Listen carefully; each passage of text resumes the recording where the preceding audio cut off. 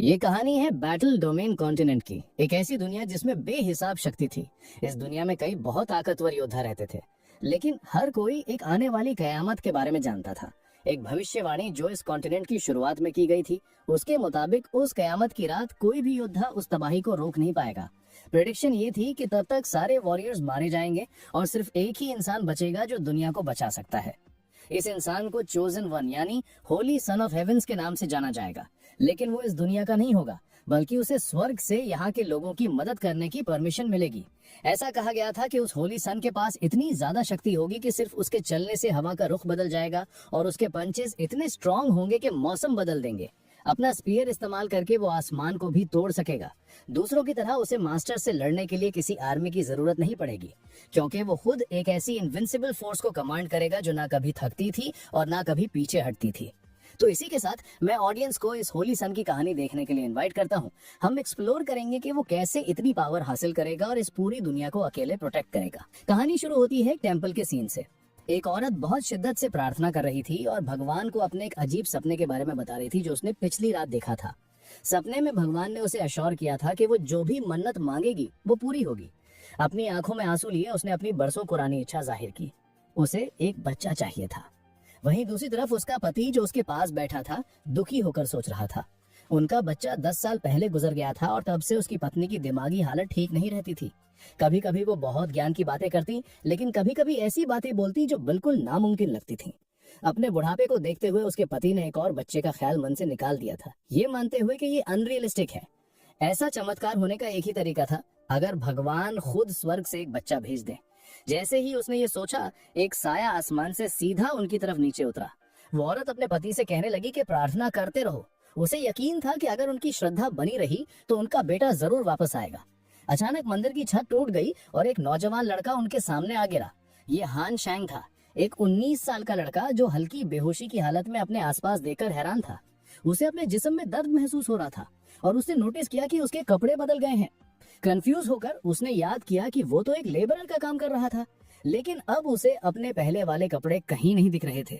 वो औरत खुशी से पागल हो गई और उसने हान शैंग का हाथ पकड़ लिया और भगवान का शुक्रिया करने लगी कि उन्होंने उसे एक बेटा भेज दिया। हान शैंग सोचने लगा कि ये औरत क्या बात कर रही है, जबकि उसका पति भी उतना ही शॉक था और सोच रहा था कि क्या सच में भगवान ने उन्हें ये बच्चा दिया है। हान शैंग ने अपना हाथ पीछे खींच लिया और नरमी से उन दोनों से उनकी आइडेंटिटी के बारे में पूछा। उसने औरत को एड्रेस करते हुए क्लियर किया कि भले ही वो कुछ भी मांगने के लिए फ्री हैं, पर वो ऐसे ही किसी अनजान को अपना बेटा नहीं बना सकती। उसने उन्हें याद दिलाया कि वो एक दूसरे को नहीं जानते, तो वो अचानक से उसे अपना बेटा होने का दावा कैसे कर सकती हैं। आदमी ने ठंडी सांस लेते हुए कहा कि हान शैंग एक बदतमीज बच्चा है। उसने कहा कि एक बच्चे की अपनी माँ से पहले शब्द प्यार भरे होने चाहिए, न कि ऐसे ठुकराने वाले। ये सुनकर औरत को गुस्सा आ गया और उसने अपने पति को मारा और कहा कि वो उनके बेटे की इंसल्ट ना करे। फ्रस्ट्रेट होकर हान शैंग ने जोर से पूछा कि आखिर यहाँ हो क्या रहा है। उनके पुराने जमाने के कपड़े देखकर उसे रियलाइज हुआ कि उसके खुद के कपड़े भी अनजान लग रहे हैं। उसे शक होने लगा कि कहीं उसने टाइम ट्रैवल तो नहीं कर लिया, क्योंकि उसके आसपास सब कुछ बहुत अजीब था। बाद में हान शैंग ने खुद को उस कपल के साथ उनकी घोड़ा गाड़ी में पाया। उस आदमी ने हान शैंग की पहली बात को याद करते हुए पूछा कि क्या वो सच में इस दुनिया का नहीं है। हान शैंग ने ये कंफर्म किया और बताया कि उसने अपनी याददाश्त खो दी है और उसे अपनी पिछली लाइफ के सिर्फ कुछ टूटे फूटे हिस्से ही याद हैं। उसे पता था कि उसका नाम हान शैंग है, वो 19 साल का है और उसकी पिछली जिंदगी मुश्किलों से भरी हुई थी। हान शैंग ने याद करते हुए बताया कि वो एक बार में 3 दिन तक 50-50 किलो की बोरियां उठाता था। हालांकि उसे ये याद नहीं था कि वो इतनी मेहनत क्यों करता था, ना ही उसे अपनी फैमिली या दोस्तों के बारे में कुछ याद था और ना ही वो ये समझ पा रहा था कि वो इस दुनिया में कैसे पहुंचा। आंटी ने उसकी फिक्र करते हुए सुझाव दिया, बेटा अभी के लिए ये सब भूल जाओ, क्या तुम कुछ खाओगे?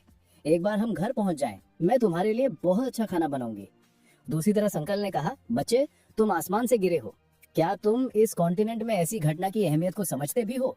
फिर उन्होंने ऑफर किया, मैं एक ऐसी जगह जानता हूँ जहाँ तुम्हें अपने सवालों के जवाब मिल सकते हैं। सीन बदलता है और हमें ओरिएंटल एकेडमी को दिखाया जाता है, जहाँ एकेडमी के टीचर ट्रायल हॉल में एंटर करते हैं। उन्होंने हान शैंग को देखा और कमेंट किया, ये लड़का हमारी एकेडमी की यूनिफॉर्म पहने हुए है, अगर ये सच में आसमान से गिरा है तो ये पॉसिबल है कि ये वही चोजन वन है। उसके पास खड़े एक स्टूडेंट ने शक जाहिर करते हुए कहा, मास्टर हम इतने श्योर कैसे हो सकते हैं? इस कॉन्टिनेंट में हर रोज कई लोग चोजन वन होने का झूठा दावा करते हैं, हो सकता है ये लड़का भी उन्हीं में से एक हो।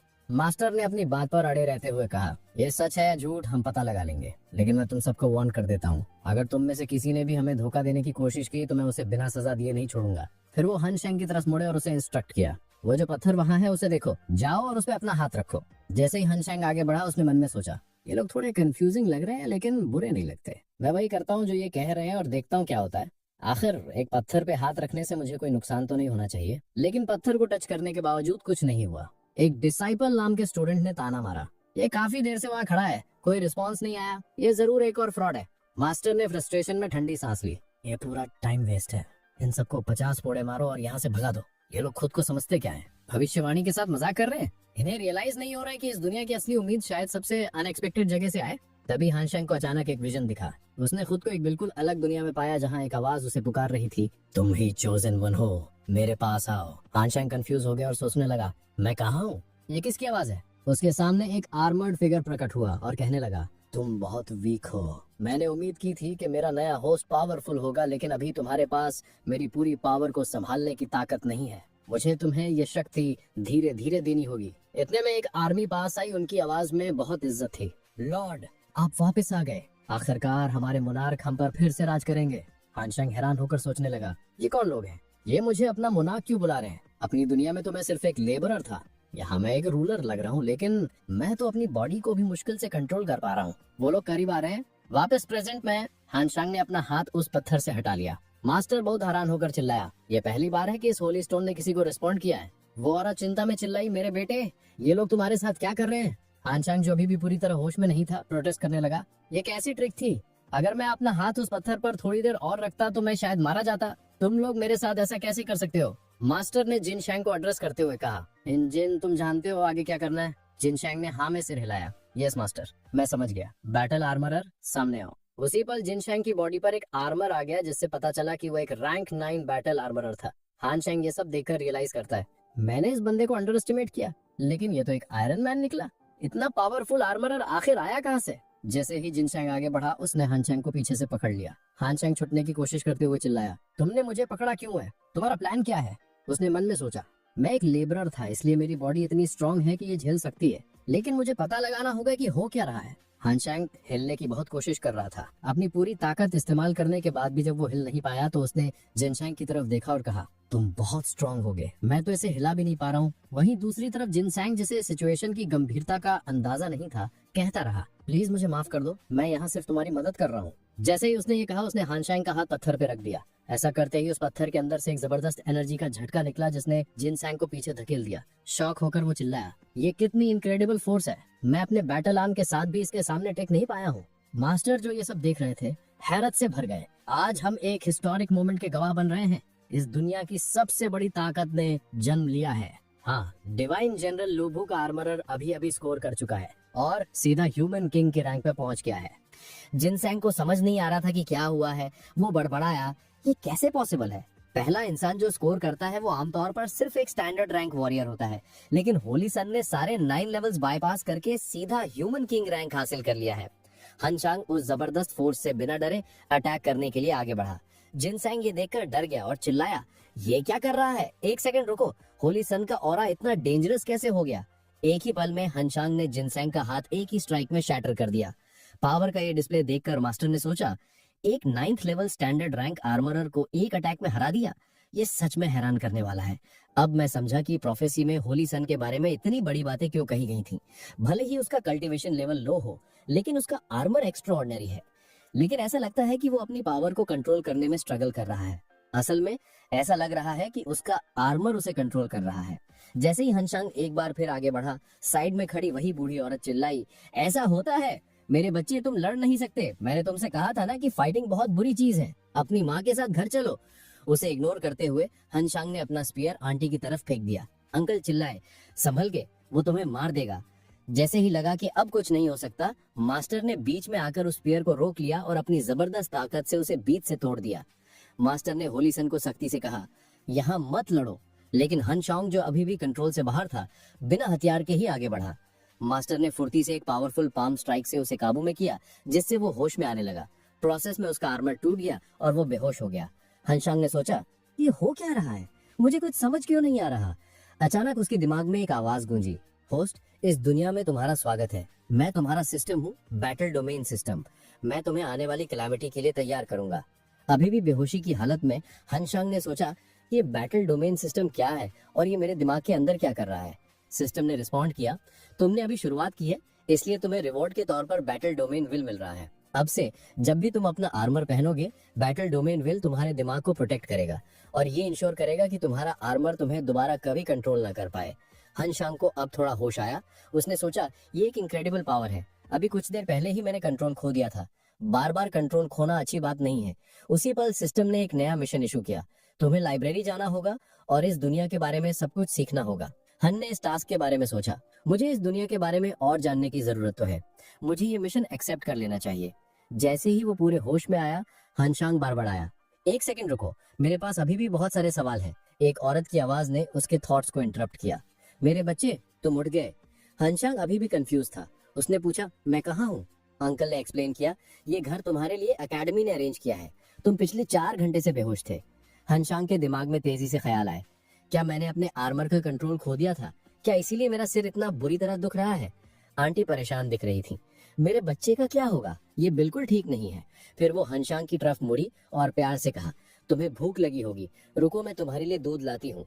इससे पहले कि वो जाती, अंकल ने बीच में हंसते हुए कहा, नहीं ऐसा मत करो, वो अब बड़ा हो गया है, उसे अब दूध की जरूरत नहीं है। उनकी बातें सुनकर हनशांग पूरी तरह कंफ्यूज था। अंकल पास आए और पूछा, क्या तुम्हें प्यास लगी है बच्चे? हनशांग ने सिर हिलाया, हाँ लेकिन पानी काफी होगा। उस आदमी का चेहरा सीरियस हो गया, तुम्हें खुद को कंट्रोल करना सीखना ही होगा। क्या तुम्हें अंदाजा है कि तुम्हारे अटैक की वजह से यहाँ सब लोग मर सकते थे? ये तो अच्छी बात है कि मिस लू वहाँ मौजूद थी, वरना जब तुम उठते तो पाते कि तुमने हम सबको मार दिया है। ये सुनकर हनशांग हिचकिचाया, क्या मिस लू एक पावरफुल इंसान है? उस आदमी ने सिर हिलाया, तुम्हें नहीं पता होगा क्योंकि तुम इस दुनिया से नहीं हो। लू नानशैंग ईस्टर्न एकेडमी की सबसे यंग टीचर है। भले ही वो देखने में काइंड और ब्यूटीफुल लगती हैं, लेकिन उनका गुस्सा बहुत भयानक है। वो रूल्स को लेकर एक्सट्रीमली स्ट्रिक्ट भी हैं। अब जब तुम एकेडमी में पढ़ोगे तो तुम्हें बहुत संभल कर रहना होगा। आंटी जो इस बात से इम्प्रेस्ड नहीं थी, नाक सिकोड़ कर बोली, मुझे वो लड़की कभी पसंद नहीं आई। तुमने उसके हाथ की ताकत देखी? उसने सिर्फ एक थप्पड़ से मेरे बेटे को बेहोश कर दिया। हनशांग जो अभी भी सब कुछ प्रोसेस कर रहा था, उसने बात दोहराई, आपने कहा मैं यहाँ एक स्टूडेंट बनने वाला हूँ, इसका मतलब मैं एकेडमी में पढ़ाई करूंगा? उस आदमी ने सिर हिलाया, ईस्टर्न एकेडमी एक बहुत पुरानी संस्था है जो स्टूडेंट्स को सिर्फ एजुकेट ही नहीं करती बल्कि उन्हें आर्मर्ड वॉरियर्स बनने की ट्रेनिंग भी देती है। तुम कह सकते हो कि ये हमारी दुनिया के फ्यूचर प्रोटेक्टर्स को तैयार करती है। इस दुनिया में आर्मर्ड वॉरियर्स की वैल्यू सबसे ज्यादा थी। एकेडमी में पढ़ना किसी के लिए भी बहुत फायदेमंद था और इसी वजह से हनशांग के पेरेंट्स ने उसे अश्योर किया कि वो उसके साथ जाएंगे।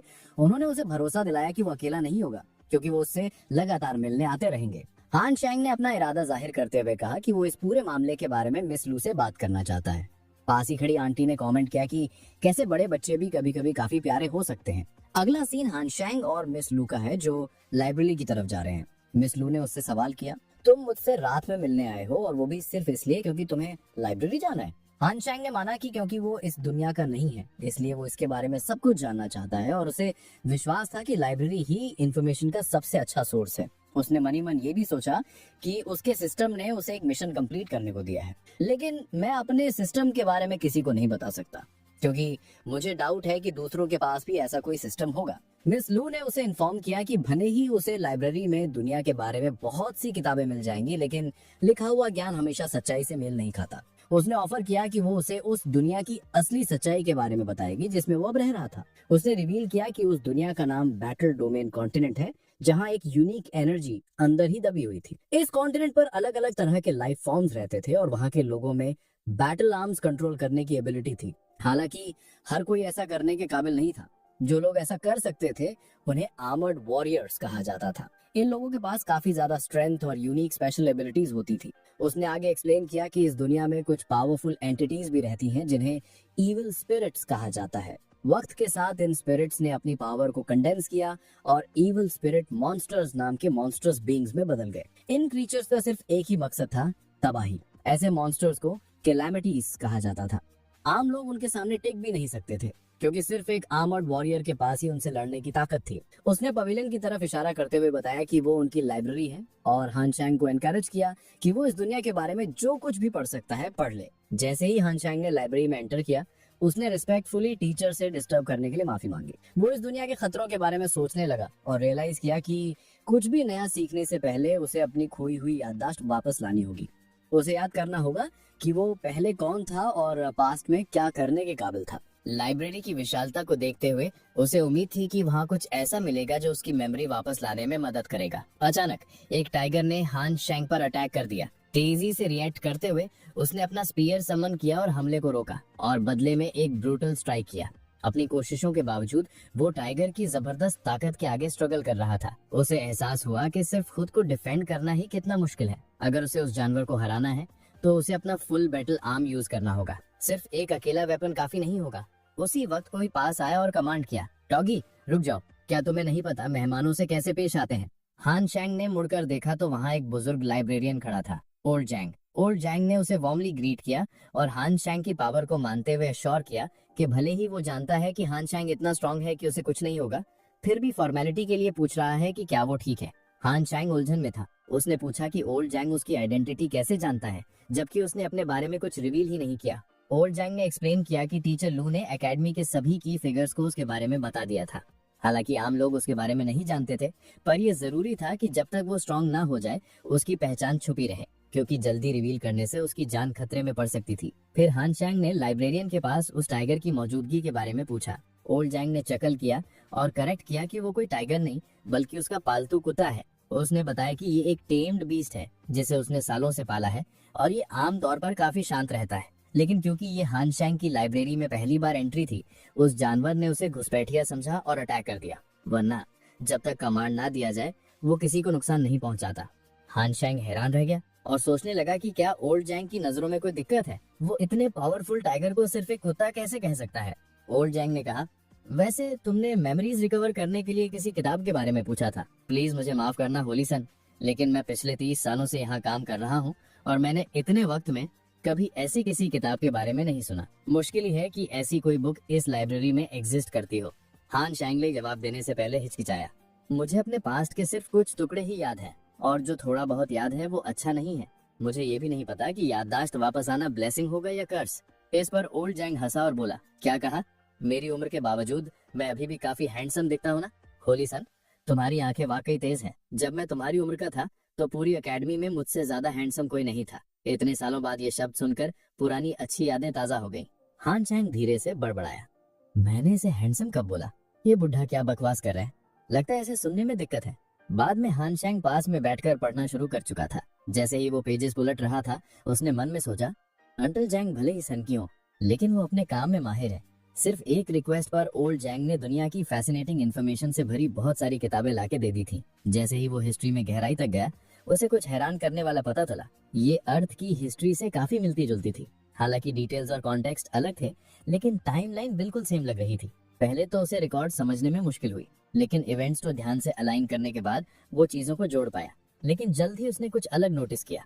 हिस्ट्री बुक्स में डिस्टॉर्टेड इन्फॉर्मेशन थी और कई डिटेल्स जानबूझकर मिसलीडिंग तरीके से लिखी गई थी। बहुत पढ़ने के बाद भी उसे काम की चीज कम ही मिली। हालांकि एक खास प्रोफेसी ने उसका ध्यान खींचा। एंशिएंट टेक्स्ट्स के मुताबिक दुनिया में छुपे हुए इविल स्पिरिट्स थे जो एक दिन मॉन्स्टर्स बींग्स में बदल जाएंगे। जब वो दिन आएगा तो चारों तरफ केओस और डिस्ट्रक्शन होगा, यहाँ तक कि सबसे खतरनाक वॉरियर्स भी उनके आगे बेबस होंगे। प्रोफेसी में कहा गया था कि इस कैटास्ट्रोफे के दौरान सिर्फ एक इंसान, Holi son of the heavens, उन मॉन्स्टर्स के खिलाफ खड़ा हो पाएगा। ऐसा कहा जाता था कि एक सीक्रेट स्टोन उस चोजन वन के टच करने पर रिएक्ट करेगा और कंफर्म करेगा कि वही होली सन है। उसी वक्त उसके दिमाग में एक सिस्टम नोटिफिकेशन गूंजा, तुमने अपना मिशन कंप्लीट कर लिया है। रिवॉर्ड के तौर पर तुम्हें आई ऑफ इनसाइट दिया जाता है। अब तुम सिर्फ एक नजर में किसी भी इंसान का ट्रू नेचर पहचान सकते हो। हान चैंग दंग रह गया, तो ये सिस्टम रियल है? अभी तक मुझे लगा मैं सपना देख रहा हूँ। ओल्ड जैंग ने उसका परेशान चेहरा देखा और पूछा, होली सन क्या हुआ, तुम चिंतित लग रहे हो? हान चैंग ने पूछने से पहले थोड़ा सोचा, ग्रैंडपा क्या आप मेरे सामने ये चीज देख सकते हैं? ओल्ड जैंग ने कंफ्यूजन में उसकी तरफ देखा, तुम किस बारे में बात कर रहे हो? मुझे तो कुछ नहीं दिख रहा। हान चैंग ने खिद से सिर हिलाया, तो मेरे अलावा इसे कोई और नहीं देख सकता।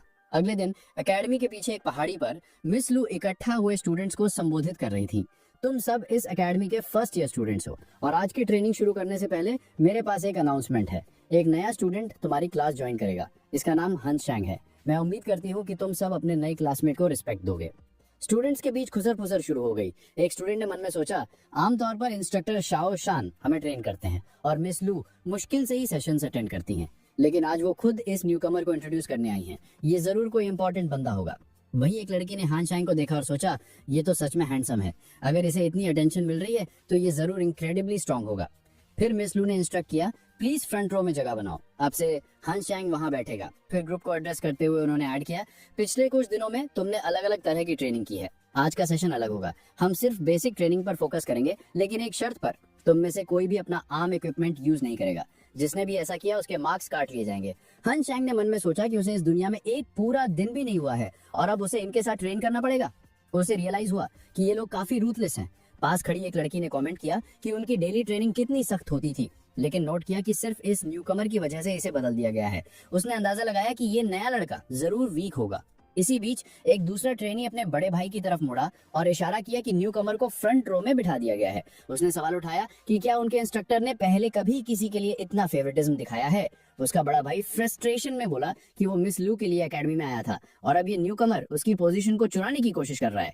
वो जलन से भर गया। उसे यकीन था कि ये लड़का मिस लू को उससे चुराने की कोशिश कर रहा है। दृढ़ निश्चय के साथ उसने फैसला किया कि वो उसे सबक सिखाएगा। उसने सोचा कि जल्दी ही इस न्यू कमर को पता चल जाएगा कि मिस लू पर किसका हक है और बीच में आने का क्या अंजाम होता है। मिस लू ने ट्रेनीज को इंस्ट्रक्ट किया कि ट्रेनिंग ग्राउंड में एंटर करते ही उन्हें आगे बढ़ते रहना है। उन्होंने समझाया कि एक बार वो डेजिग्नेटेड स्पॉट पर पहुंच गए तो उनकी ट्रेनिंग खत्म हो जाएगी, लेकिन तब तक कोई रुक नहीं सकता। उन्होंने जोर दिया कि जो भी आखिर में आएगा उसे पनिश किया जाएगा और सबको अपना बेस्ट एफर्ट देने को कहा।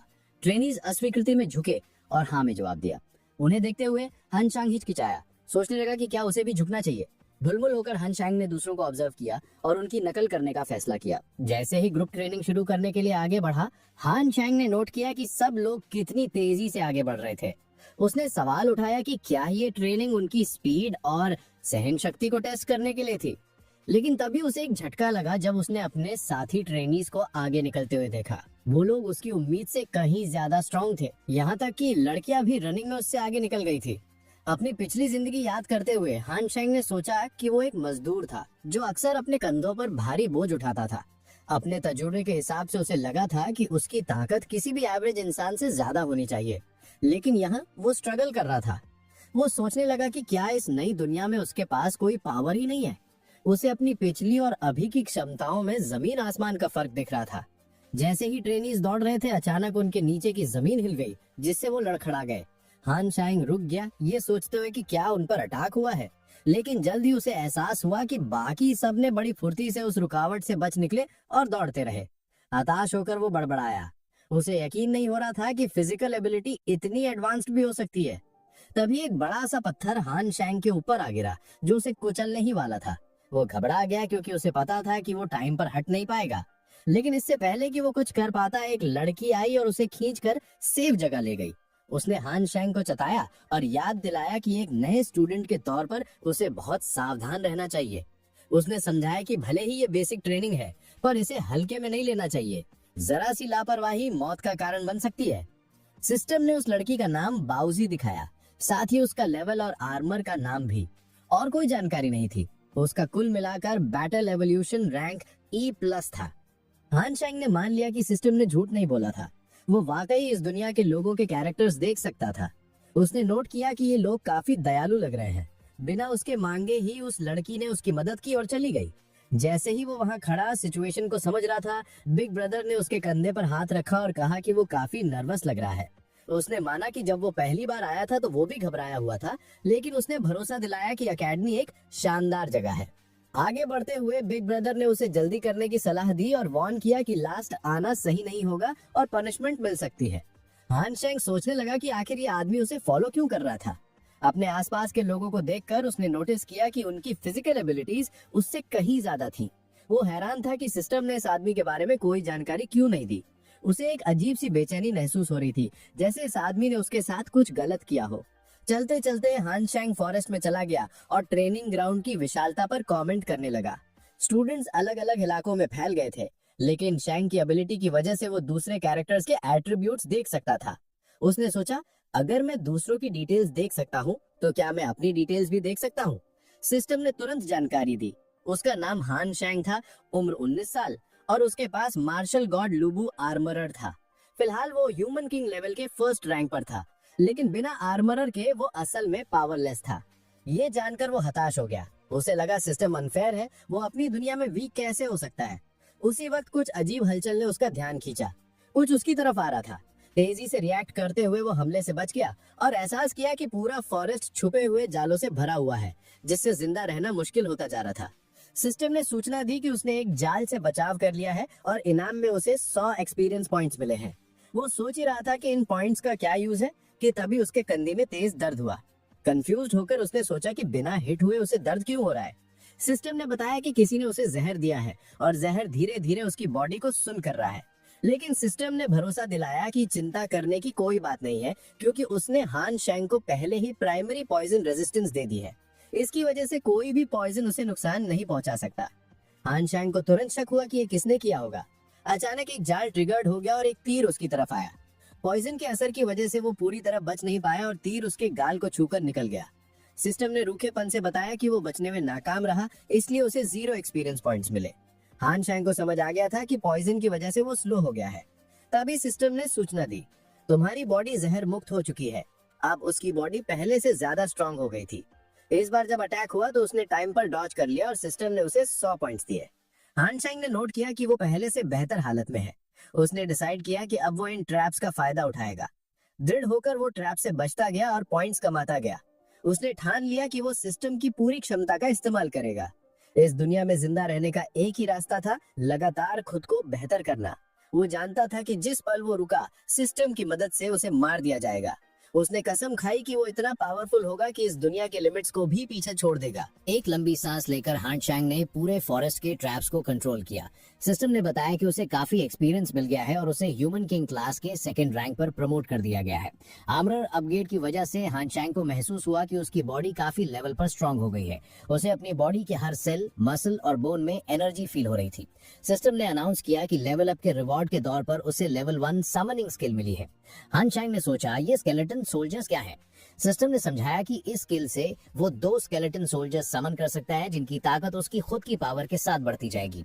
हान शैंग समझ गया कि भले ही वो बैटल आर्मर ना हो, फिर भी वो मुश्किलों का सामना कर सकता है। वहीं पीछे एक पेड़ पर छिपा बिग ब्रो ध्यान से देख रहा था। वो हैरान था कि पॉइजन देने के बावजूद हान शैंग आराम से खड़ा कैसे है। अब तक तो उसे किसी ट्रैप में फंस जाना चाहिए था। उसने सोचा, लगता है पॉइजन ने पूरा असर नहीं किया। इस बार वो गलती नहीं करेगा। उसने डिसाइड किया कि वो पक्का करेगा कि पॉइजन हान शैंग की बॉडी में पूरी तरह फैल जाए। जैसे ही उसने अटैक करने के लिए हाथ बढ़ाया, हान शैंग ने अचानक उसका हाथ पकड़ लिया। हान शैंग ने मुस्कुराते हुए पूछा कि क्या वो उसे इतना बेवकूफ समझता है कि वो एक ही चाल में 2 बार फंस जाएगा। बिग ब्रो घबरा गया और झूठ बोलने लगा कि वो तो बस हेल्प करने आया था। लेकिन इससे पहले कि वो कुछ और कहता, हान शैंग ने एक जबरदस्त किक मारी और उसे पीछे फेंक दिया। हान शैंग ने ठंडे दिमाग से कहा कि उसके पास बर्बाद करने के लिए टाइम नहीं है। वो पहले ही इसकी वजह से बहुत वक्त खो चुका है। गुस्से से पागल होकर बिग ब्रो ने याद किया कि बचपन से आज तक किसी ने उसे बुली नहीं किया था। उसने हर ओपोनेंट को हराया था, लेकिन हान शैंग पहला इंसान था जिसने उस पर हाथ उठाया। ये माफी के लायक नहीं था। उसने एक भयानक पाम स्ट्राइक मारा, लेकिन हान शैंग ने उसे आसानी से ब्लॉक कर दिया। बिग ब्रो दंग रह गया। हान शैंग कमजोर दिखता था, लेकिन उसकी ताकत उसके बराबर थी। हान शैंग ने भी माना कि वो पाम स्ट्राइक काफी पावरफुल थी। अगर वो अभी लेवल अप नहीं हुआ होता तो बचना मुश्किल होता। अपना दबदबा दिखाने के लिए बिग ब्रो चिल्लाया कि हान शैंग को नहीं पता वो किससे पंगा ले रहा है। उसने परिचय दिया कि वो सॉन्ग फैमिली का यंग मास्टर और रॉयल फैमिली का सदस्य है। उसने घमंड से कहा कि उसका सामना करना एक सम्मान होना चाहिए था, लेकिन हान शैंग ने उसे मजबूर कर दिया है। अब बिग ब्रो अपनी पूरी ताकत यूज करेगा। उसने चेताया, हान शैंग, खुद को किस्मत वाला समझो कि तुम शाही खानदान के हाथों मरने वाले हो। हान शैंग ने सवाल उठाया कि अगर कोई इंसान एक बबल में जी रहा है तो रॉयल ब्लड होने से क्या फर्क पड़ता है। उसने बिग ब्रो पर मीन और डिस्गस्टिंग होने का इल्जाम लगाया और कहा कि उन्हें देखकर ही उसे गुस्सा आता है। फिर एक स्मर्क के साथ उसने कहा कि उनकी टाइमिंग बिल्कुल परफेक्ट है। उसने अभी अभी एक नई स्किल सीखी है और उसे टेस्ट करने के लिए किसी को ढूंढ रहा था। हान शैंग उसका टारगेट था, लेकिन अब इस अनएक्सपेक्टेड अराइवल के साथ वो चेक कर सकता था कि उसकी पावर कितनी बढ़ गई है। फिर हान शैंग ने अपनी नई स्किल यूज की और अनडेड सोल्जर्स को समन कर लिया। हान शैंग ने कहा कि उसके सामने खड़ा इंसान उसे चैलेंज करने के लिए बहुत छोटा है। उसने इशारा किया कि ये स्केलेटन सोल्जर्स जो उन्हें घेरे हुए हैं एंटरटेनमेंट के लिए काफी होंगे। बिग ब्रो स्केलेटन सोल्जर्स को देखकर नर्वस हो गया। उसे डर लगने लगा क्योंकि वो श्योर नहीं था कि ये क्रीचर्स आखिर हैं क्या। हान शैंग ने सोल्जर्स को अटैक करने का कमांड दिया और जैसे ही एक सोल्जर आगे बढ़ा, बिग ब्रो के लिए अटैक को डॉज करना मुश्किल हो गया। उनकी स्पीड और स्ट्रेंथ देखकर उसे रियलाइज हुआ कि ये बहुत डेंजरस है। उसने सोचा कि अगर उसे इनकी पावर का मुकाबला करना है तो उसे अपना बैटल आर्मर पहनना ही होगा। जैसे ही एक और स्केलेटल सोल्जर ने अटैक किया, बिग ब्रो डॉज करता रहा और नोट किया कि हर मूव के साथ उनकी ताकत बढ़ती जा रही है। बेटर प्रोटेक्शन की जरूरत समझते हुए उसने अपना बैटल आर्मर सिस्टम एक्टिवेट कर दिया। सिस्टम ने ओपोनेंट को सोंगयुन आइडेंटिफाई किया, जिसका बैटल आर्मर का नाम पॉइजन स्टिंगर था। सोंगयुन फिलहाल ह्यूमन किंग रैंक के 3rd लेवल पर था और उसके पास बहुत ज्यादा फिजिकल स्ट्रेंथ थी। सोंगयुन तेजी से आगे बढ़ा और अपने ओपोनेंट्स पर शार्प कट्स मारे। उसने रिवील किया कि उसके वेपन्स पेनफुल पॉइजन ब्लेड और ब्लीडिंग पॉइजन ब्लेड हैं, जो सिर्फ एक स्ट्राइक में दर्दनाक जख्म देते हैं। उसने शेखी भारी की उसके दुश्मन उसके पॉइजन की वजह से मूव नहीं कर पाएंगे। कई कट्स मारने के बाद उसे कॉन्फिडेंस था कि अब वो फाइट बैक नहीं कर पाएंगे, लेकिन उसका कॉन्फिडेंस तब हिल गया जब उसने देखा कि स्केलेटन सोल्जर्स बिना रुके आगे बढ़ते रहे। कंफ्यूज होकर सोंगयुन सोचने लगा कि उसका पॉइजन इन क्रीचर्स पर असर क्यों नहीं कर रहा है। उसने अंदाजा लगाया कि समन्ड एंटिटीज पर पॉइजन का असर नहीं होता होगा। जीतने के लिए उसने सोचा कि सबसे बेस्ट यही होगा कि समनर को ही हरा दिया जाए, लेकिन जैसे ही वो अपने ओपोनेंट को ढूंढने मुड़ा, वो फ्रस्ट्रेट हो गया क्योंकि समनर वहां से गायब हो चुका था। इसी बीच हान चांग एक खतरनाक एनवायरनमेंट में ट्रैप से बच रहा था। वो बड़ी स्किल से उन्हें अवॉइड कर रहा था और पॉइंट्स कमा रहा था। उसे पता था कि वेस्ट करने के लिए टाइम नहीं है, हर पल इम्पोर्टेंट था और वो जितनी तेजी से मूव करेगा उतना ही स्ट्रांग बनेगा। उसने खुद को याद दिलाया कि फालतू की लड़ाई में पड़ने से अल्टीमेट पावर की तरफ उसकी प्रोग्रेस स्लो हो जाएगी। अचानक सिस्टम ने उसे एक इम्पोर्टेंट क्वेस्ट का नोटिफिकेशन दिया और तुरंत टेलीपोर्टेशन शुरू हो गई। इस अचानक हुए इवेंट से हैरान होकर उसने खुद को एक अनजान जगह पर पाया। जैसे ही उसने आसपास देखा, उसे रियलाइज हुआ कि वो पहले कभी यहाँ नहीं आया है। एक एग्जिट देखकर वो सावधानी से उस तरफ गया और जल्दी एक अरीना में पहुंच गया। अभी भी अपने ऑब्जेक्टिव को लेकर श्योर नहीं था। हान चांग ने पूछा कि उसे यहाँ टेलीपोर्ट क्यों किया गया है। सिस्टम ने जवाब दिया और उसे अरीना के सेंटर में खड़े होने का इंस्ट्रक्शन दिया। भले ही उसे अजीब लग रहा था, लेकिन उसे अपने सिस्टम पे भरोसा था और सोचा कि उसकी गाइडेंस फॉलो करने में कोई प्रॉब्लम नहीं है। जिस पल वो सेंटर में खड़ा हुआ, सिस्टम ने उसका आर्मर और बॉडी दोनों को जाम कर दिया। वो पैनिक होने लगा और जैसे ही उसने हिलने की कोशिश की, उसे लगा कि उसके साथ धोखा हुआ है। वो चिल्लाए कि उसने सिस्टम पे इतना भरोसा किया और अब वही उसके खिलाफ हो गया है। जब वो वहाँ खड़ा था, तभी अरीना के होल्स में से सेंटीपीड्स निकलने लगे। उन रेंगते हुए क्रीचर्स के झुंड को देखकर हान चांग समझ गया कि ये जहरीले हैं। एक दूसरे होल से स्कॉर्पियंस बाहर आने लगे। उनके डंक अटैक के लिए तैयार थे। इतने सारे जहरीले क्रीचर्स को देखकर वो समझ नहीं पा रहा था कि क्या हो रहा है। तभी सिस्टम ने अनाउंस किया कि पॉइजन ट्रायल शुरू हो चुका है। क्रीचर्स ने उस पर हमला कर दिया, बिना रुके उसे काटने और डंक मारने लगे। हान चांग दर्द से चिल्ला पड़ा और पूछने लगा कि सिस्टम उसे इतना सफर क्यों करा रहा है। उसने याद दिलाया कि वो होस्ट है और उसे नुकसान पहुंचाने से कोई फायदा नहीं होगा। उसकी रिक्वेस्ट के बावजूद सिस्टम नोटिफिकेशंस भेजता रहा कि बहुत ज्यादा अमाउंट में पॉइजन उसकी बॉडी में घुस चुका है, उसकी नेचुरल रेजिस्टेंस खत्म हो रही है और उसकी पॉइजन प्रोटेक्शन फेल हो रही है। जैसे ही पॉइजन तेजी से उसकी बॉडी में फैला, हान चांग जमीन पर गिर गया, दर्द से तड़पने लगा। वो अपनी नसों में दौड़ते हुए जहर को फील कर सकता था जो उसके अंदर आग लगा रहा था। जैसे जैसे पॉइजन ने असर दिखाना शुरू किया, उसे एक गहरा बर्दाश्त से बाहर दर्द महसूस हुआ। ऐसा लग रहा था जैसे उस पर कोई कर्स लगा दिया गया हो। हान चांग लगातार दर्द फील कर रहा था। उसे सांस लेने में भी दिक्कत हो रही थी। दर्द हद से ज्यादा डेंजरस था और उस पल में उसने सोचा कि ये दर्द मौत से भी बुरा है। जब दर्द सहना नामुमकिन हो गया तो वो बेहोश हो गया। बेहोशी की हालत में हान चांग को अपनी पुरानी यादें आने लगी। उसने खुद को एक कंस्ट्रक्शन साइट पे काम करते हुए देखा, जब लोहे की ईंटों का एक भारी लोड उस पर आ गिरा। वहाँ लोग एक्सीडेंट के बारे में बात कर रहे थे। किसी ने कहा कि क्रेन की केबल टूटने से यह हादसा हुआ। एक और ने पॉइंट आउट किया कि इम्पैक्ट की वजह से वर्कर मर गया है, लेकिन एक दूसरी आवाज ने कहा कि विक्टिम अभी भी सांस ले रहा है। सबने जल्दी से उसे डॉक्टर के पास ले जाने का सोचा। उम्मीद थी कि वो बच सकता है। वर्कर्स ने जल्दी से मलबा हटाया, लेकिन हान चांग को डॉक्टर के पास ले जाने के बजाय वो हिचकिचाने लगे। उनमें से एक ने कहा कि ये सिर्फ एक लेबरर है और इसका कोई सगा वाला नहीं है। उन्होंने सवाल किया कि इसके इलाज का खर्चा कौन उठाएगा। एक दूसरी आवाज ने सजेस्ट किया कि क्योंकि इसकी कोई फैमिली या वैल्यू नहीं है, इसे दफना देना ही बेस्ट ऑप्शन होगा। एक यंग वर्कर ने आर्ग्यू किया कि हान चांग अभी भी सांस ले रहा है, लेकिन उसके ओल्डर कंपेनियन ने बात टाल दी। उसने दावा किया कि हान चांग एक ऑर्फन होने की वजह से सोसाइटी में कोई मायने नहीं रखता।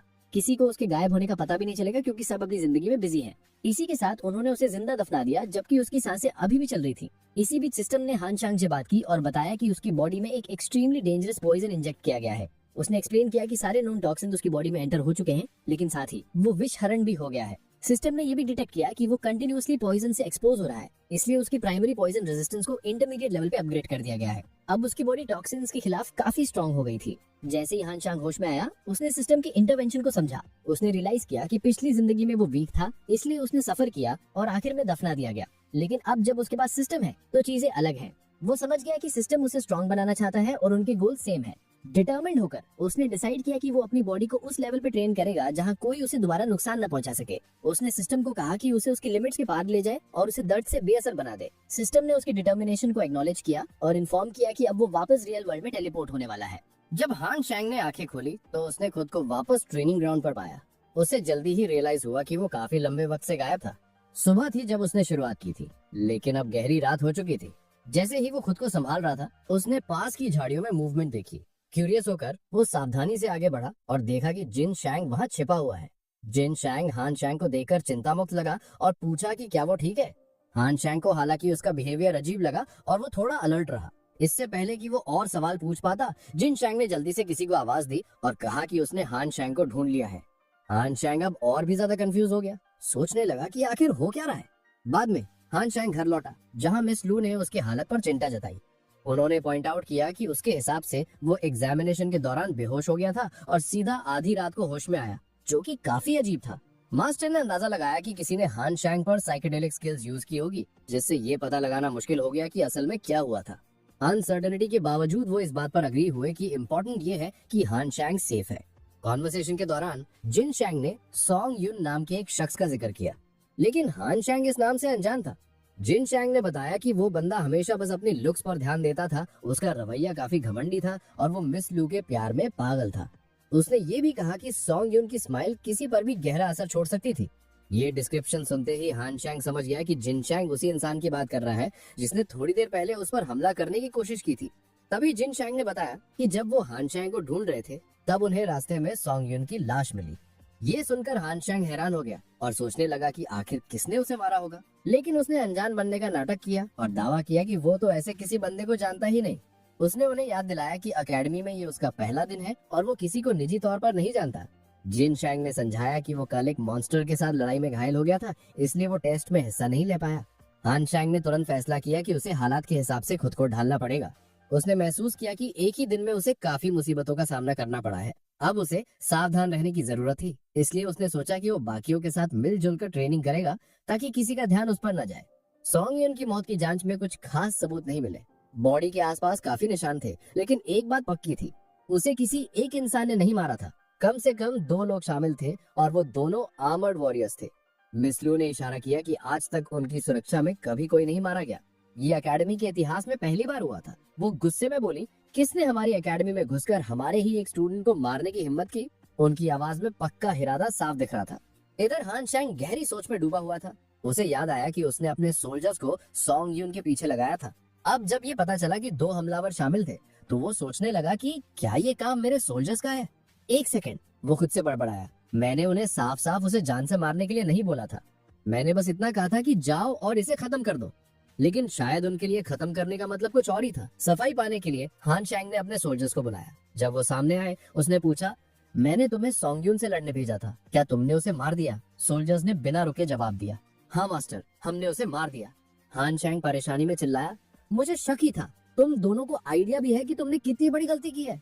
मैंने तुम्हें कभी उसे मारने का ऑर्डर नहीं दिया था, सिर्फ लड़ने कहा था। वो गुस्से में उन्हें घूर रहा था। सोल्जर्स ने एक दूसरे को डर कर देखा और घुटनों पर बैठ गए। मास्टर, हमें माफ कर दीजिए, उन्होंने माफी मांगी। हान शैंग ने एक थकी हुई सांस ली। मैंने कभी सोचा नहीं था कि सोल्जर्स भी सॉरी फील कर सकते हैं। उसने हाथ हिलाकर कहा, फाइन, खड़े हो जाओ, जो हो गया सो हो गया। बस दुआ करो कि जांच में हमारा नाम ना आए, और आज के बाद जब तक मैं खुद न बोलूं, किसी को मत मारना, समझ गए? सोल्जर सीधे खड़े हुए और बोले, यस मास्टर, हम समझ गए। गुड, हान शैंग ने कहा, अब जाओ। उनके जाने के बाद वो सोचने लगा, ये सोल्जर्स बेशक पावरफुल हैं, लेकिन दिमाग के मामले में ये पूरे भोले हैं। मुझे आगे से अपने ऑर्डर्स के साथ बहुत क्लियर रहना पड़ेगा। अगर मैंने गलत कमांड दी तो ये पूरा हंगामा खड़ा कर देंगे। तभी सिस्टम की आवाज आई, होस्ट, आपको एक नया क्वेस्ट मिला है। आपको कुछ नहीं करना है, बस बताए हुए रास्ते को फॉलो करना है। पूरा होने पर आपको एक बड़ा इनाम मिलेगा। हान शैंग परेशान हो गया, एक और क्वेस्ट? मैं अभी पिछले वाले से ठीक से उबरा भी नहीं हूँ। उसने सिर हिलाया, खैर ये वाला आसान लग रहा है, बस रास्ता फॉलो करना है। बाहर निकलते ही उसने देखा कि एक लंबा रास्ता सामने है। वो थोड़ा हिचकिचाया, ये सिस्टम मुझे कहाँ ले जा रहा है? क्या ये कोई और ट्रायल है? शक होने के बावजूद उसने आगे बढ़ने का फैसला किया। चाहे कुछ भी हो, मैं रेडी रहूंगा।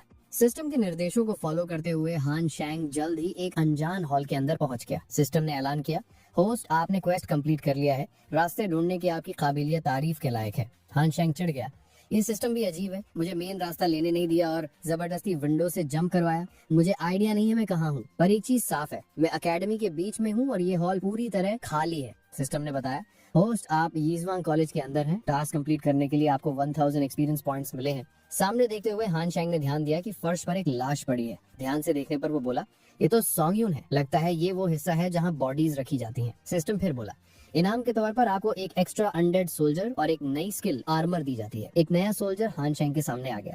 वो सोच में पड़ गया, पिछले सोल्जर्स के पास आर्मर था पर इसके पास नहीं है, क्यों? सिस्टम ने जवाब दिया, आर्मर एबिलिटी के साथ आप किसी भी बॉडी से आर्मर ले सकते हैं। क्या आप इस बॉडी से आर्मर लेना चाहेंगे? हान शेंग मुस्कुराया, तो मैं लाश से आर्मर ले सकता हूँ। चलो देखते हैं ये कैसे काम करता है। अपनी नई स्किल यूज करके उसने देखा कि सॉन्ग यून की बॉडी से आर्मर निकलकर उसके सोल्जर पर ट्रांसफर हो गया। सिस्टम ने ऐलान किया, आपके सोल्जर को पॉइजन स्ट्रिंगर आर्मर मिला है। हान शेंग ने खुशी के साथ ये बदलाव देखा।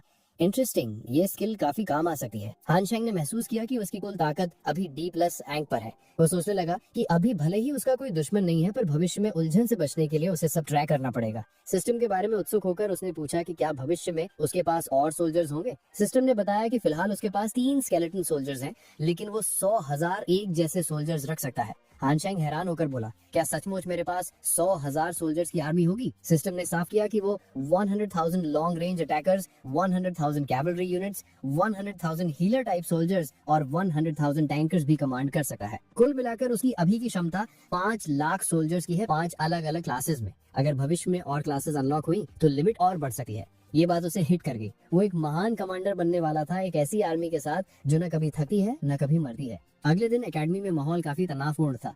स्टूडेंट्स अभी भी सॉन्ग यून की मौत को लेकर डरे हुए थे। व्यवस्था बनाए रखने के लिए एकेडमी ने सुरक्षा कड़ी कर दी। वक्त के साथ सुरक्षा बढ़ने से स्टूडेंट्स शांत हो गए और वो अपने रूटीन पर वापस आने लगे। इस दौरान अंकल और आंटी हान शेंग से मिलने आते रहे और उसे काफी प्यार से ट्रीट करते। वो औरत अक्सर उसके लिए खाना लाती थी जो हान शेंग को समझ नहीं आता था। वो समझ नहीं पा रहा था कि कोई बिना किसी मतलब के इतना दिलदार कैसे हो सकता है। वो दोनों चाहते थे कि हान शेंग उन्हें मॉम और डैड बुलाए, लेकिन वो ऐसा नहीं कर पाया। वक्त बीतता गया और एकेडमी के ट्रेनिंग सेशंस और मुश्किल होते गए। हान शेंग ने काफी इंप्रूव किया और फिजिकल स्ट्रेंथ में अपने क्लासमेट्स के बराबर आ गया। हालांकि वो अपनी स्किल बेस्ड पावर्स को दिखाने में सावधान था। वो समझता था कि सिर्फ सिस्टम स्किल्स पर निर्भर रहना सही नहीं है। अगर वो खुद स्ट्रांग नहीं बना तो आखिर में हार जाएगा। पक्का इरादा करके वो दिन रात ट्रेन करने लगा अपनी आर्मर कंट्रोल और लड़ाई की स्किल्स को इम्प्रूव करने के लिए। पर इतनी मेहनत के बाद भी वो अपने आर्मर का असली रूप सामने नहीं ला पा रहा था। धीरे धीरे उसने कुछ क्लासमेट से दोस्ती कर ली। उन्होंने बताया कि एकेडमी में कुछ ही नोबल्स हैं, जिनमें सॉन्ग यून एक था। ये लोग काफी पावरफुल होते हैं और बिना जंग के मैदान पर कदम रखे ही बड़ी पोजीशन हासिल कर लेते हैं। इंस्ट्रक्टर्स भी उनके रुतबे की वजह से उन्हें जानते हैं, जिससे उनकी सफलता पहले से ही पक्की होती है। ट्रेनिंग के 3 महीने बाद हान शेंग और उसके क्लासमेट्स को 5 डेज समर ब्रेक मिला। जिन शेंग ने खुशी से बताया कि वो अपनी फैमिली से मिलने घर जा रहा है। हान शेंग अभी तक फैसला नहीं कर पाया था। हान शेंग उलझन में था। इस दुनिया में ना तो उसकी कोई फैमिली थी और ना ही कोई ऐसी जगह है जहाँ वो जा सके। उसके एक दोस्त बाऊजी ने कहा कि हान शेंग उसके साथ घर चले, ये कहते हुए कि उसकी माँ बहुत स्वादिष्ट खाना बनाती है और उसे देखकर खुश होंगी। लेकिन हान शेंग ने प्यार से मना कर दिया, ये कहकर कि उसे कुछ काम है। तभी एकेडमी का एक नौकर आया और उसने हान शेंग को बताया कि ये कैरेज उसे लेने आई है। कंफ्यूज्ड होकर वो सोचने लगा कि उसे किसने बुलाया होगा। जब वो बाहर निकला तो देखा कि वो कैरेज उसके अंकल और आंट की थी, जो फू टाउन में रहते थे। ड्राइवर ने उसे यंग मास्टर कहकर बुलाया, जिससे पक्का हो गया कि उसे वहीं जाना है। पहुंचने पर हान शेंग उनके मैंशन की शान देखकर हैरान रह गया। उसे बड़ा अजीब लगा कि अलग सरनेम होने के बावजूद किस्मत ने उन्हें इस तरह मिला दिया था। जैसे ही वो मैंशन में एंटर हुए, हान शेंग तब चौंक गया जब उसकी आंट एक्साइटेड होकर उसकी तरफ दौड़ी। उसकी कड़ी ट्रेनिंग की वजह से उसके रिफ्लेक्सेस इतने तेज थे कि वो खुद ब खुद साइड में हट गया, जिससे आंट आगे की तरफ गिरने लगी।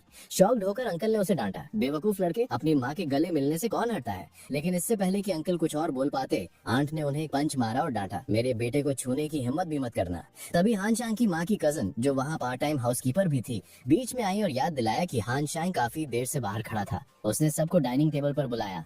वहाँ हान शेंग ने हिचकिचाते हुए पूछा कि आंट कहाँ है। अंकल ने तसल्ली दी कि वो एक आखिरी डिश बना रही हैं और जल्दी ज्वाइन करेंगी। उन्होंने बताया कि हान शेंग के आने की खबर सुन के वो बहुत खुश थी और सुबह से किचन में खाना बना रही थी। खाते वक्त वहाँ एक अजीब सी शांति छा गई। हान शेंग ने पहले कभी इतना अनकंफर्टेबल फील नहीं किया था। अंकल ने सर्वेंट्स को जाने के लिए कहा, ये बोलकर कि उन्हें हान शेंग से अकेले में बात करनी है। जब वो अकेले थे तो वो बुजुर्ग आदमी अचानक घुटनों पर बैठ गया। हान शेंग स्टन्ड रह गया और उन्हें रोकने की कोशिश की, लेकिन अंकल अपनी जगह पर अड़े रहे। अंकल ने खुलासा किया कि वो जानते हैं कि हान शेंग एक होली सन है, एक ऐसा स्टेटस जो आम लोगों से बहुत ऊपर है। उन्होंने माना कि उनकी रिक्वेस्ट सेल्फिश है, पर उनके पास कोई ऑप्शन नहीं था। उन्होंने बताया, अपने बेटे की मौत के बाद मेरी वाइफ गहरे सदमे में चली गई थी और पिछले 10 सालों में एक बार भी नहीं मुस्कुराई थी। उसे ऐसे देखना मेरे लिए बर्दाश्त के बाहर था, लेकिन जब से तुम हमारी जिंदगी में आए हो, वो फिर से खुश रहने लगी है। उसे लगता है कि ऊपर वाले ने उसका बेटा उसे वापस दे दिया है। परेशान होकर अंकल ने हान शेंग से भीख मांगी, प्लीज मेरी वाइफ को बस एक बार माँ बुला दो, इससे उसे बेहद खुशी मिलेगी। उसी वक्त आंगन में आंट अपनी आखिरी डिश बना रही थी। हाउसकीपर ने उनका खुश चेहरा देखा और कमेंट किया कि उसने उन्हें पहले कभी इतना खुश नहीं देखा। आंट ने मुस्कुरा के कहा, कहा, मैं खुश हूँ क्योंकि मेरा बेटा वापस आ गया है और मेरी नजरों में वो दुनिया का सबसे बेस्ट बेटा है। लेकिन ये शांति तब टूट गई जब अचानक एक आर्मर्ड वॉरियर वहां आ गया। उसने हंसते हुए ऐलान किया, तुम में से कोई भी यहाँ से जिंदा बाहर नहीं जाएगा। वहाँ हंगामा मच गया, जिसकी आवाज सुनकर हानशांग और अंकल बाहर भागे। सर्वेंट्स घबराए हुए उनके पास आए और बोले, मास्टर, अभी एक हथियार बंद आदमी आया और मैडम और हाउसकीपर दोनों को किडनैप करके ले गया। अंकल का चेहरा पीला पड़ गया। किडनैप? पर ये कैसे पॉसिबल है? हमारा टाउन हमेशा शांतिपूर्ण रहा है, ऐसा पहले कभी नहीं हुआ। हानशांग ने उन्हें संभाला। शांत हो जाइए, हमें दिमाग से काम लेना होगा। अंकल ने हताशा में सर हिलाया। ये सब मेरी गलती है। मुझे लगा हमारा टाउन सेफ है, इसलिए मैंने कभी गार्ड्स हायर नहीं किए और अब मेरी गलती की वजह से मेरी वाइफ किडनैप हो गई है। उन्होंने गुस्से में मुट्ठी भींची। मुझे सबसे पहले पुलिस को रिपोर्ट करना चाहिए।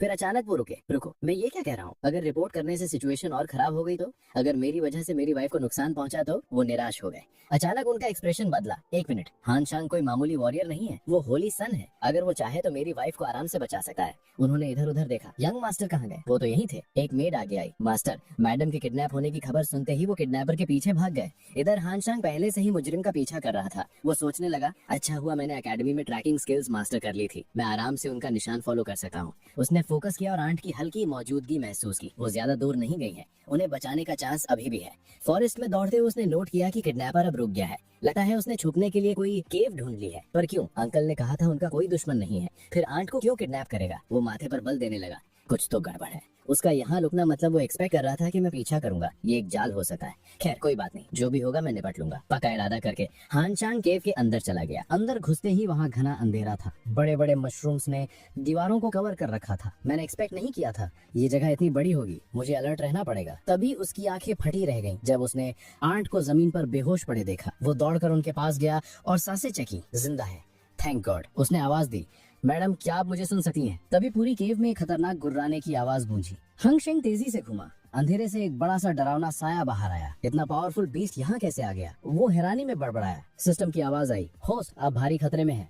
आप अनजाने में एक स्पिरिट डीमन की गुफा में आ गए हैं। ये आपको खतरा समझ रहा है और अटैक करने के लिए तैयार है। हानशांग ने दांत पीसे। अगर मैं यहाँ लड़ा तो आंट को चोट लग सकती है। मुझे पहले इन्हें बाहर निकालना होगा। उसने अपना स्पीयर उठाया। मैं एक रास्ता बनाता हूँ और इन्हें लेकर भागता हूँ। जैसे ही वो आगे बढ़ा, उसने देखा कि केव के एंट्रेंस पर कोई खड़ा है। वो आंट की हाउसकीपर थी। हानशांग की आंखें छोटी हो गईं। एक सेकंड, ये आंट के साथ किडनैप हुई थी, तो ये होश में वहां क्यों खड़ी है? जब आंट बेहोश है तो ये बाहर कैसे पहुंची? अनलेस ये किडनैपर के साथ मिली हुई है। इससे पहले कि वो रिएक्ट कर पाता, हाउसकीपर के पीछे वही आर्मर्ड वॉरियर आ गया। हानशांग की इंस्टिंक्ट्स चीख रही थी, ये क्या प्लान कर रहे हैं? हाउसकीपर ने एक शैतानी मुस्कान दी। मेरे प्यारे भतीजे, वो ठंडे दिमाग से बोली, यही हमारे रास्ते हमेशा के लिए अलग होते हैं। उसी पल आर्मर्ड वॉरियर ने अपना वेपन मारा, जिससे केव का एंट्रेंस धंस गया। हानशांग ने डर में देखा कि रास्ता बंद हो चुका है। उसे रियलाइज हुआ, मैं सही था, इन्होंने मुझे फंसाया है। एक कड़वी हंसी उसके होंठों पर आई और वो डीमन की तरफ मुड़ा। तो ये बात है, चलो फिर देखते हैं कि सच में यहाँ कौन फंसता है। बाहर वो दोनों जोर जोर से हंस रहे थे, लेकिन वो अनजान थे कि उनकी खुशी जल्दी ही दुख में बदलने वाली है। हानशांग ने कसम खाई कि इनका अंजाम दर्दनाक होगा। हानशांग आंट को लेकर एंट्रेंस की तरफ गया। स्पिरिट डीमन उसके पीछे ही था। उसने आंट को भरोसा दिलाया, डरिए मत, आप सेफ हैं, मैं जल्दी ही आपको घर ले जाऊंगा, तब तक आप आराम कीजिए। और ये डीमन जो बार बार बीच में आ रहा है, इससे मेरे लोग निपट लेंगे। अचानक स्केलेटन सोल्जर्स जमीन से निकलकर आए और डीमन का रास्ता रोक लिया। पॉइजन स्टिंगर ने डीमन की बॉडी पर एक कट मारा। उसी वक्त 3 अनडेड सोल्जर्स हानशांग को प्रिपेयर करने खड़े हो गए। इतने पावरफुल अपोनेंट्स को देखकर डीमन घबरा गया। हानशांग ने कहा, बाहर कुछ लोग हमारा इंतजार कर रहे हैं, इस डीमन को जल्दी खत्म करो। जैसे ही स्केलेटन्स ने हमला किया, उनमें गुस्सा भर गया। बाहर वॉरियर झुंझला कर बोला, हम यहाँ खड़े होकर टाइम क्यों वेस्ट कर रहे हैं? उसने हाउसकीपर से कहा कि वो बेकार में डर रही है क्योंकि हानशांग सिर्फ एक फर्स्ट ईयर स्टूडेंट है। अंदर एक पावरफुल स्पिरिट डीमन है और उसे नहीं लगता कि वो बच्चा उससे जिंदा बच पाएगा। लेकिन हाउसकीपर बिना उनकी डेथ कंफर्म किए वहां से जाने को तैयार नहीं थी। उसने समझाया, मैंने इस पल के लिए 8 साल प्लानिंग की है, गलती की कोई गुंजाइश नहीं है। वॉरियर ने मजाक उड़ाया, अगर हमने उस बुढ़े को किडनैप करने के बजाय सीधा घर में मार दिया होता तो हम यहाँ नहीं फंसे होते। हाउसकीपर ने अपनी बात रखी, राज बहुत जरूरी था, जब तक ये एक्सीडेंट लगेगा हम बचे रहेंगे। उसने बताया कि 8 साल पहले अपने पति को खोने के बाद उसने हान फैमिली के यहाँ काम करना शुरू किया था। वफादारी के लिए नहीं, बल्कि मतलब के लिए। उसे पता था उनका कोई वारिस नहीं है, तो सारी दौलत उसे ही मिलती। वो 8 साल तक एक वफादार हाउसकीपर बनी रही, पर उसका प्लान तब फेल हो गया जब कुछ महीने पहले एक अनजान बेटा सामने आ गया। उसने फैमिली को बात करते सुना था कि वो सारी प्रॉपर्टी उस लड़के के नाम कर देंगे। हाउसकीपर ये बर्दाश्त नहीं कर सकती थी कि इतनी मेहनत के बाद उसे कुछ न मिले, इसलिए उसने डिसाइड किया कि वो माँ और बेटे दोनों को मार देगी। वॉरियर को उसकी कहानी में कोई इंटरेस्ट नहीं था। उसने कहा, मैंने अपना काम कर दिया है, मुझे मेरे पैसे चाहिए।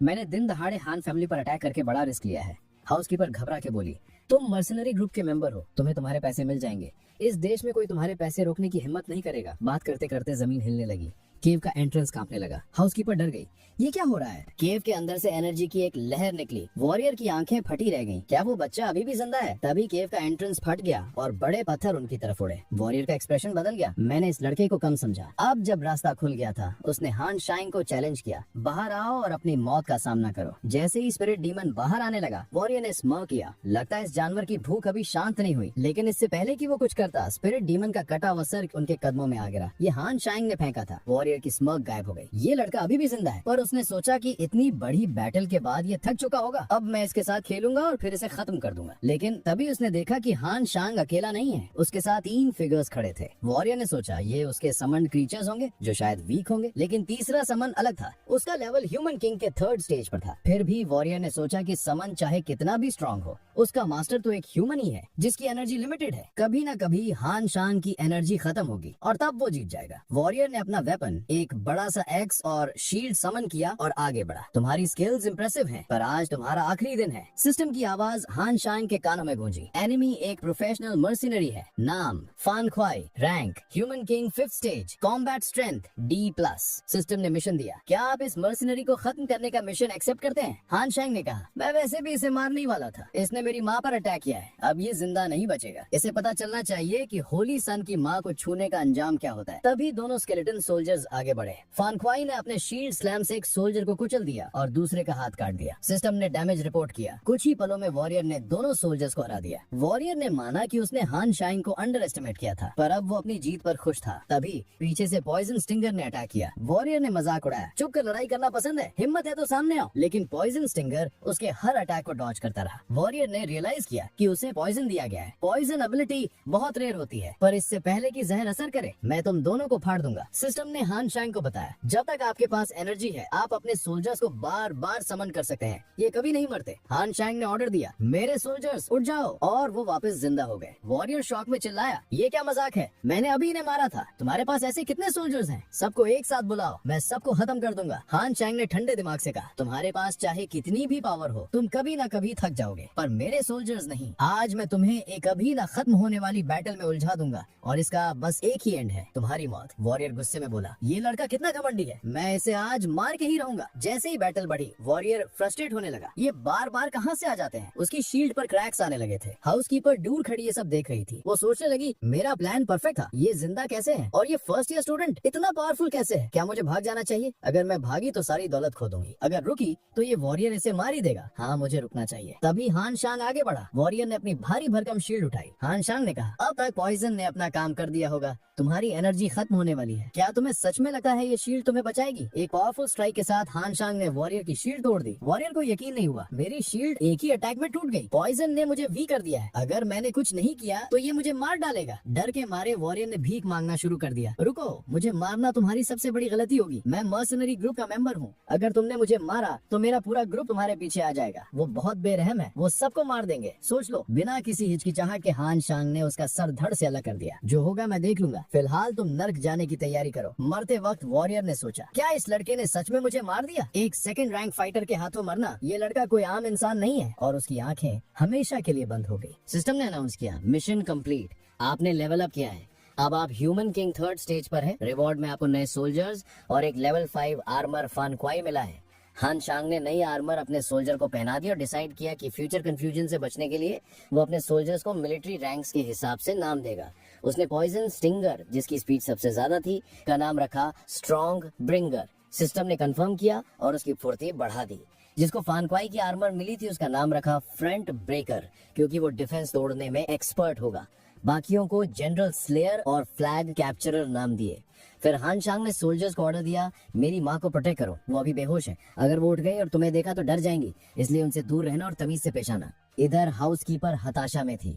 उसका हायर्ड वॉरियर मर चुका था और उसकी सारी सेविंग्स खत्म हो गई थी।